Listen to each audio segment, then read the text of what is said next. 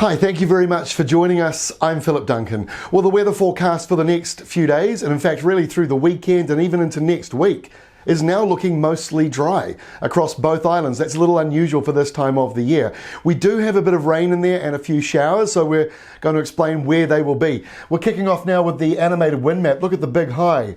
Parked in the Tasman Sea at the moment, it is keeping things pretty calm out there, but for us, we're on the outer edges, so we're getting the southerly flow. Now that's been very sunny for some areas, but for others, like in the east, it's been a bit cloudier. Now we're getting a bit of a role reversal. The eastern side is going to get a bit sunnier, while the western side might just see a few clouds coming in as winds start to turn just a little bit more southwest. So this is how we look for the end of the working week. Friday, the high is still in the same place. The winds are much lighter around New Zealand. They're pretty light already, but the last of the southerlies pretty much fade out. Just maybe a little lingering southerly over on East Cape and Gisborne. It should be dry though, and maybe just a few clouds coming through coastal areas. The shower risks, not much. Maybe an isolated one in the far north and also around the Nelson Ranges or Farewell Spit. Let's get through the weekend now. Saturday looks remarkably similar to Friday, but one change, and that's in the South Island. Look at these winds coming down.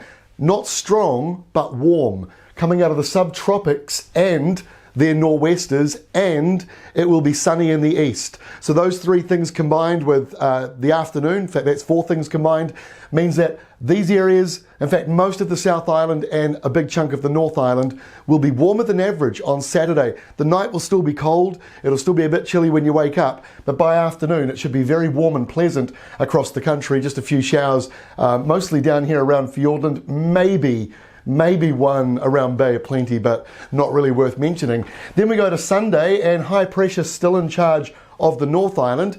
Perhaps an isolated light shower, but it is mostly dry and mild. In the South Island though, you do have some rain, and that could be heavy Saturday night, Sunday morning around Fiordland and Westland, but not much will be going up to the main centres, and maybe a little bit of a southerly change on the eastern side.